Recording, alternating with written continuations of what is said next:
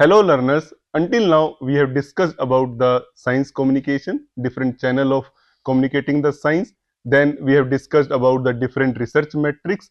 After that we have discussed about the different sources of extraction of data, like we have discussed about Scopus, then we have discussed about Web of Science and PubMed, and how we can extract the data from these particular databases.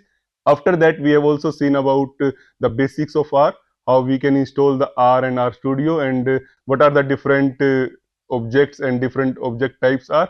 And after that we have also seen the three of the theoretical laws, like Bradford law, that helps in identifying the core sources. Then we have also seen the Lotka law, which tells about the scientific productivity of the authors.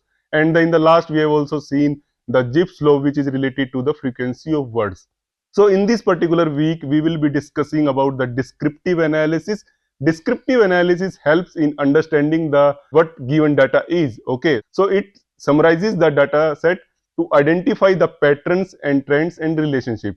So we get insights into what has been done without making prediction or prescribing any action. So in descriptive analytics we are not predicting anything, just we are explaining that this is the thing, this has been done. Okay, so frequency is the core component of descriptive analytics, and basically where we count the occurrence of a value in a data set. Frequency analysis gives the answer to question like how common are certain values, what is the distribution of values across the data set, are there any outliers of patterns that we need to know. Okay, so if we talk about in terms of research productivity or related to this course, frequency analysis can derive the answers like uh, who are the top prolific authors in a like particular journal, or who are the prolific authors in particular country. Okay, so these kind of analysis can be done with the help of descriptive analytics. So in order to do the analysis on scientific productivity, we need to handle the two key parameters. Okay, so one key parameter is the publication and another is citation, and we need to do counting of these two parameters whenever we will be doing the assessment of research productivity. But during the counting we need to take care of few of the things. Okay, so the first and very important thing is the data source what we are using in. The selection of the data source is very critical, as there are different data sources are available like Scopus, Web of Science, PubMed, etc., and all these differ from each others in terms of coverage and scope. Okay, so next thing what we have to take care of is that type of document we are considering for the analysis. Okay, like we have already discussed about that there are different type of documents are published, like conference paper, book chapter, research article, review paper, notes, then data paper, editorial, etc. It is again important thing to note down what document types you will be considering for assessing the unit of a publication. And the last is related to citation. In citation we can have like self citation, local citation, global citation, or maybe the what kind of sources we have selected for receiving the citation. Okay, so let us understand all these points with some examples, then you will have more clarity on why I am saying that these points to be considered before the assessment of the research productivity. So say for example this is a scientist A and this is scientist B. Now scientist A has 8 publications, so 8 publication and 5 citations, and scientist B has, let's say, 10 publication and 3 citations. So in this kind of a situation we can easily say that the scientist B has more number of publication compared to the scientist A, and we can say that scientist B is more productive than scientist A. Okay, and based on this assessment we can easily assign the reward to scientist B. Okay, so now take the second example where we will see these publication in a deeper sense. Okay, so what exactly it is? So say for example we are looking for a particular kind of data source. Okay, so I am taking a Scopus as example.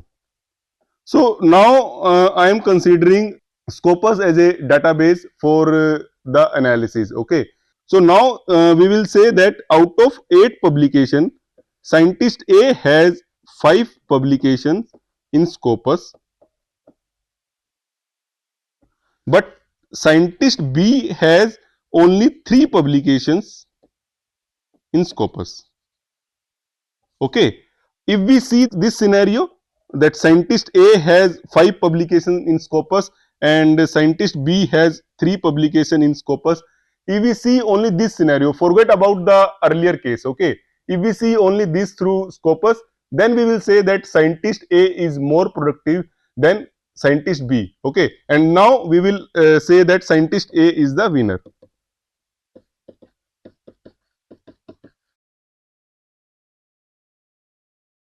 Now take another example, that the kind of document type. So if we talk about in terms of number of documents, this scientist A has published 2 publications as research article,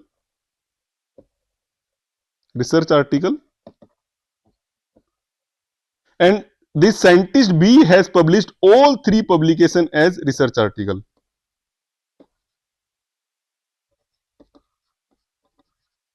Now, if you are doing based on the analysis that you are considering the Scopus database, then if you are assessing only the research article, other documents, okay, like the ranking agency used to do, okay. So the ranking agency does not consider all kind of document types, okay. So if you are focusing on only on the research article, then here in this case, scientist A has 2 publication and scientist B has 3 publication as research article in Scopus. Now, in this case, scientist B will be the winner. So, in the first example, who was the winner? B was the winner. In the second example, who was the winner? A was the winner. Or in the third example, who is the winner? Again, B. So, this is why I am saying that it is very important that what kind of data source you are taking in, okay, and what kind of documents you are considering for the analysis of a research productivity of particular author or particular country or particular institution, okay. So similarly, the case of citation can also be seen, like the author has 5 citations and this scientist B has 3 citations, okay. If I say that out of these 5 citations, scientist A has 1 citation from any international source and other 4 citations are from self. But now if I talk about scientist B, it has all 3 citations from international source, okay. So the concept of citations, self citation and like these global and locals are still in gray. So we cannot say that exactly this self citation is in black and other kind of citation is in the white, okay. So but it's always worth to consider these points whenever we count the publication and the citations. So once these points are considered, let us now start the descriptive analytics. So it includes measure of central tendency and measure of dispersion. We will see each one by analyzing the data manually, and then we'll see in the R. Okay. And I'm doing the manual analysis of few of the concept of descriptive analytics to give you the more understanding about that particular concept and how you have to use the R for calculating those things. Okay. So let's start the first thing. So let us consider that this is a data extracted from Scopus with only 3 variables: title of the paper, year published, and then number of citation it have received. Okay. So this is the title, then year and cited by. And by default, each download in Scopus come with this extra column of a link. We will delete this and consider the only 3 for our analysis. So we will not consider this, and we will take care of only these 3 variables. So our data set is this. So the first thing is what we used to do is count the number of publications. Okay. So here what we will be doing, like we will count the number of publication year wise. So if we see here, like in this particular data set, number of unique values. So we have 2023. then we have 2022, then we have 2021, then we have 2019. Okay. Now we will count the number of publication in each year. So in 2023, the occurrence of 2023 is only 1. So this is 1. Then 2022, 1, 2, 3, 4, 5, 5. Then 2021, 1. And then 2019, 1. Okay. So this is our frequency of this particular data set. Now we can easily infer that for this particular kind of a data set, there are like 5 number of documents are there in the year 2022. So from here the result shows that in the year 2022, the author or the particular institution has the highest number of publications, that is 5. Okay. Now we will do the same thing in our.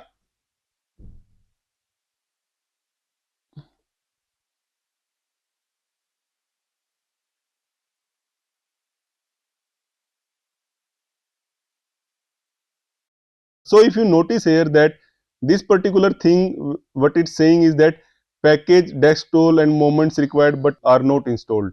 Okay. So if you use this script, I'll be sharing the particular script on the GitHub.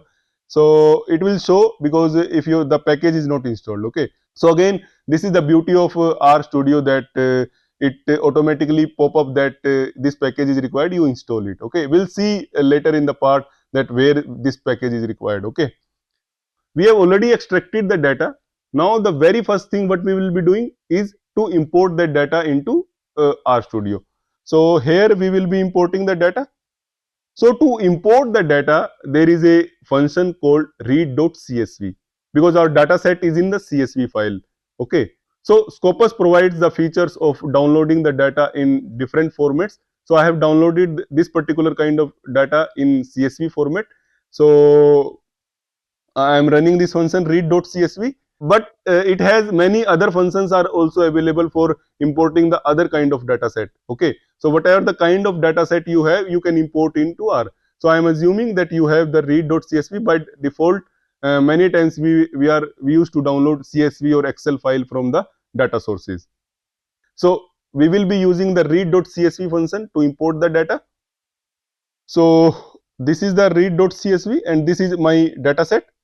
So what I'll do, I'll just run this command, and if I run this, my data is import.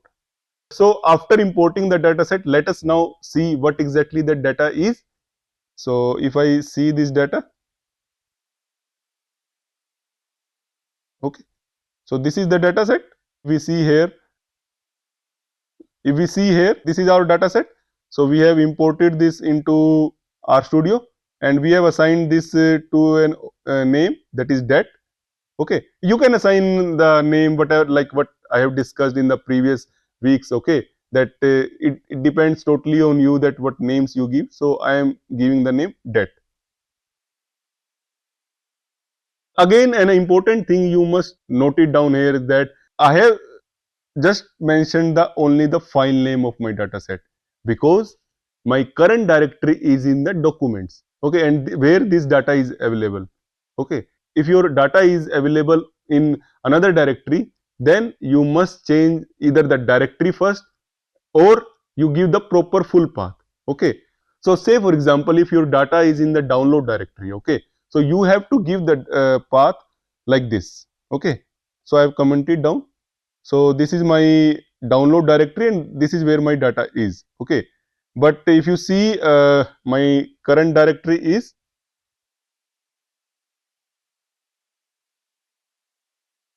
documents, and this file is also in the document directory. So this is where my file is. So that is why I have just given only the file name. If your data is in the download directory and if you haven't changed, then you have to give the proper path. And if you have changed your directory by using the function set working directory to downloads, then only you have to name the data. Okay. So as a good practice, it is always recommended that whenever you are starting the analysis or whenever you are importing the data, you must check what exactly your current directory is. Okay. After this, like our data is imported, and we have also seen that data is correctly imported. So here we can see that data is correctly imported.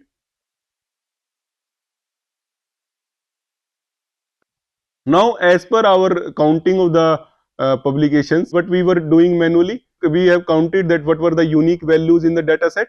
So those were the years. So those year were 2023, 2022, 2021, 2019. Okay. So same thing we will do in here also. So our data is this, and it has 3 column. Okay. And we will access that particular column only. So we are not doing the analysis on title or the cited by. We are only counting the year wise that number of documents. So for that we will be considering that particular column. Here also we have considered this particular column year only. So I'll do here this. So unique year. If I run this, so it is saying that these are the 4 values which are unique: 2023, 2022, 2021, 2019, and that was we have seen in manual also. Okay. So for this calculating the unique values in the data set, we have used unique function. Now we will assign this value to a particular object. So we have assigned to this. So if we see the value of this,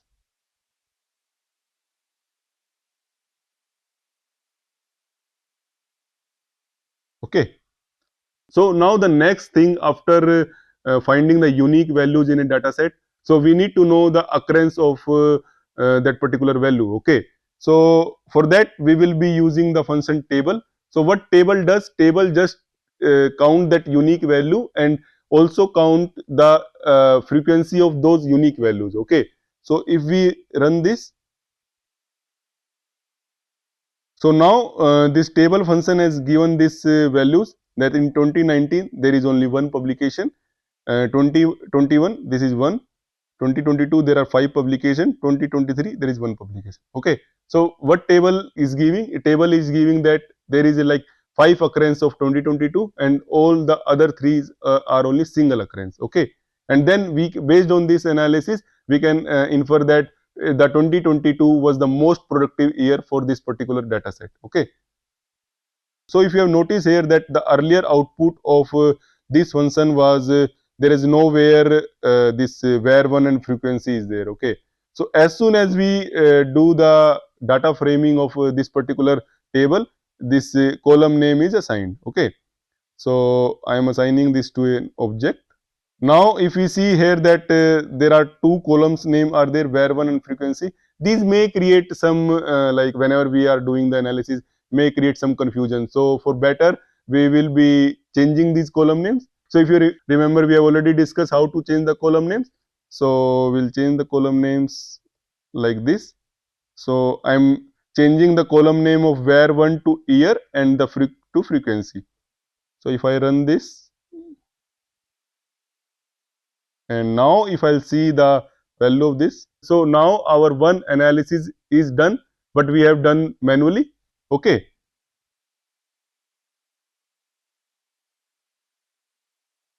And now we will see this data set. So this is our data set, and we will save it as to a external file. So like the way we have imported the data set, in the similar way we can export the data also. Okay. So to export the data, whatever we are working on and whatever our analysis is, we will be using the function called write.csv. Okay. And these function names are based on what task they are doing. Okay. So if you see the function name read.csv, it's mean that it's reading the data, it's not doing anything. But if you see the name of another function which we are using for exporting the data, it is write.csv. So it is writing the data set. So I am using this write.csv. This is my particular data set, and I am giving the name of that file. Okay. Write.csv. So this file is created. So again here also path matters. Okay. If your current directory is documents, it will saved in the current directory only in documents. But if your current directory is downloads or desktop, it will saved in desktop or downloads. Okay, so we'll see here documents, and if I just refresh,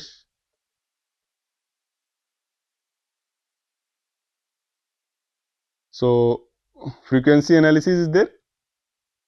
So one analysis is done.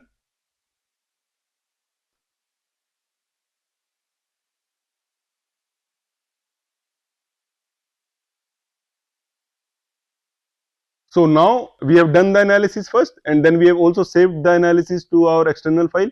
Now we will move to the second part of cumulative frequency. Okay. So to calculate the cumulative frequency manually, what we used to do. So for our 2019, 2021, 2022, 2023. Okay. So this is our data set. In 2019, there is one publication. This is one. Here is 5, and again this is 1. Okay. So this is our frequency. Now cumulative frequency, what will be? Like this will be 1, then this will be 1 plus 1, and this will be 1 plus 5 plus 1, and this will be 5 plus 1 plus 1 plus 1. So this is 1, this is 2, this is 7, and this is 8. So now we will see in R that how we can calculate the cumulative frequency.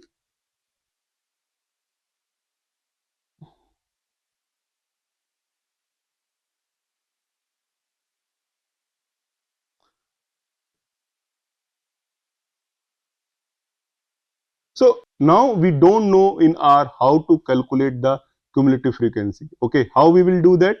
We have already discussed in the week 4 that we will seek the help, and how we will seek the help? We will seek by using the fourth quadrant. So we'll go here, we'll write cumulative, and if I enter this, these many results have been came, and what I am looking for, I am looking for this cumulative sum. If I click here, so it is showing the example also here. These are the examples that how I have to calculate the cumulative sum. So if I use this function, so what exactly this argument is? So it generated the sequence of 10 values. So arithmetic progression with the common difference of 1. So if I do like this here, 1 is to 10, there are 10 values are there, and the cumulative sum of these 10 values are like this is 1, then this is 2 plus 1, then this is 3 plus 2 plus 1. This is how the cumulative sum is generated. So the same thing we will be doing on our data set. So our data set is this. So what we will be doing? We will be giving our data set, and then we will call this function. So now if I run this, so we have got our cumulative frequency. Okay. So now we will convert this to a data frame. So I have converted to a data frame. So this is my data frame. So this is a year, and this is a cumulative data frequency.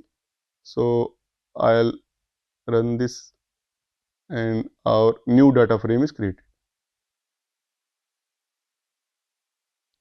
Okay. Now if you see here that this column name is too big. Okay. And what exactly how this column name comes in? So this is saying that this is a cumulative sum of this particular data set. Okay. So that is why come sum dot that fq is there. Okay. So this is also a kind of a identifier that this particular column is related to a cumulative sum of the frequency. By default, the data frame takes the value whatever it is assigned.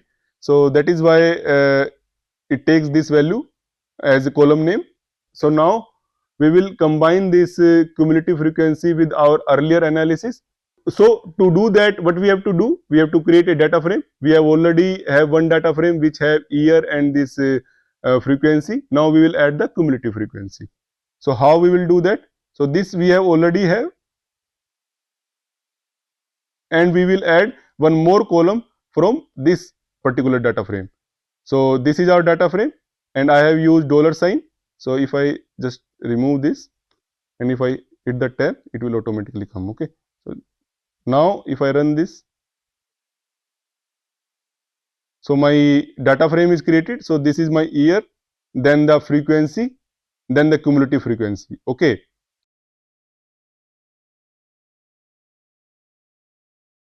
Now if you see this column name is too big, okay, like we have to make it shorter column name for because when we will be doing multiple analysis, this column name will be again and again dot dot, then again a different name, okay. So we'll change it to a simpler word so that we can easily understand that what exactly it is.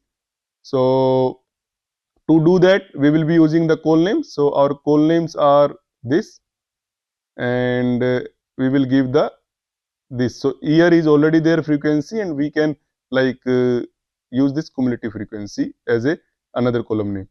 So if I do like this, so now if I see the value,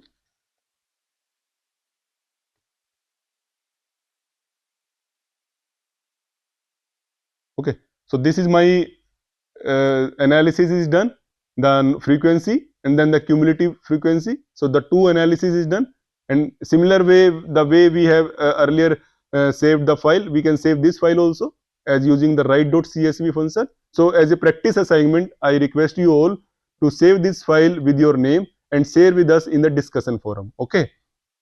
Now if you have noticed here that I have used this camel kind of writing for giving the column name.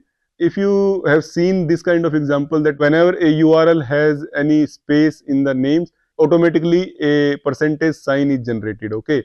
So to avoid this kind of confusion, we generally don't use like space, extra space kind of thing in the names. Always it's a good practice that you don't give space in the column, okay. Now, so there is another way of changing the column name, because if you have noticed here that you will say that the two columns are already there, okay. So why I am typing it again and again and I am writing this? So is there any option to change only that particular column name? So this is where we can change the column name of that particular column.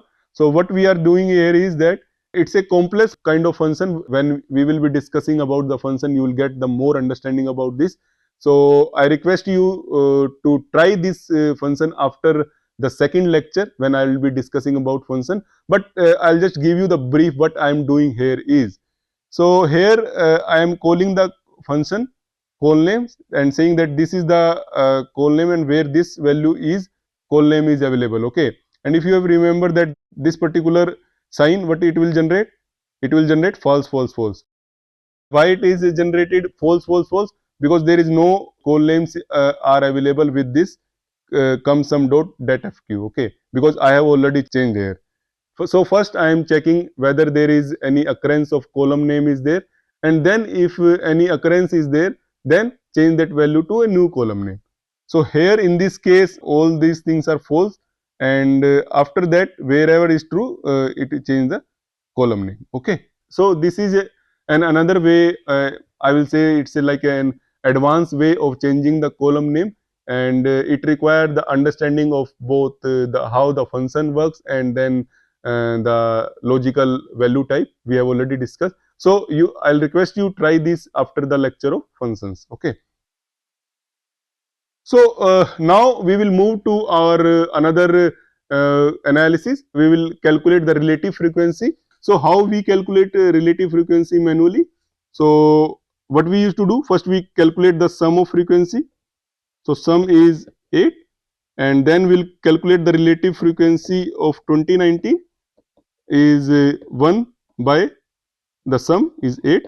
So it will be 0.125, okay.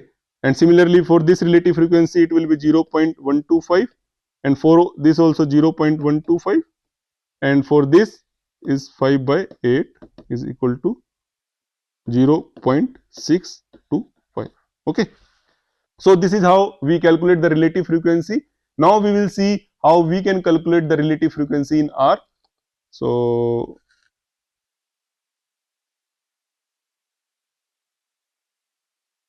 to calculate the relative frequency in R, what we will be doing? We will call this operation, and after this operation, all the values are will be retrieved based on these operations. Okay. So if I do like this, if I run this, So if you notice here, that is our relative frequency. So I can assign like this. So now if I check the value of relative frequency, so this is my relative frequency. Okay. So until now what we have done, we have calculated the simple frequency, then we have calculated the cumulative frequency, and then we have calculated the relative frequency. So this is our one analysis, and we want to as a one single data frame for this analysis. So what we will do, we will, this is our earlier data frame which have the frequency and the cumulative frequency. Okay, and I'll assign this relative frequency also with this. Okay, so now I'll assign this. So this is my relative frequency. So my final data is this.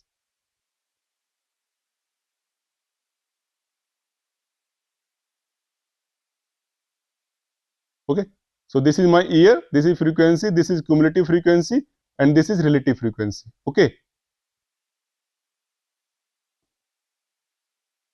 So after that, we will export this result as an external file. So how we will do that?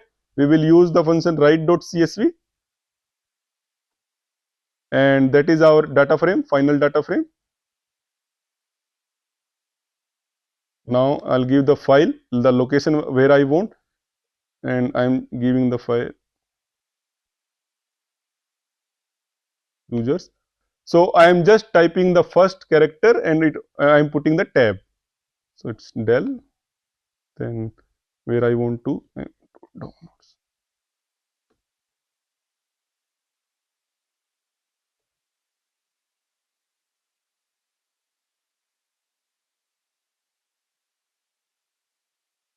If I run this,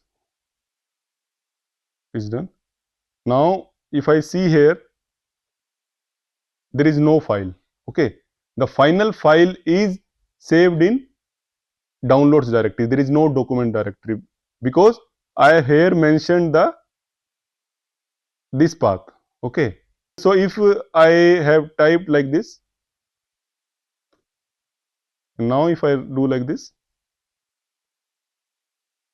and if I go here, so this is my file is created. Okay, and my earlier file you can see in downloads. So in my download, this is the file. Okay,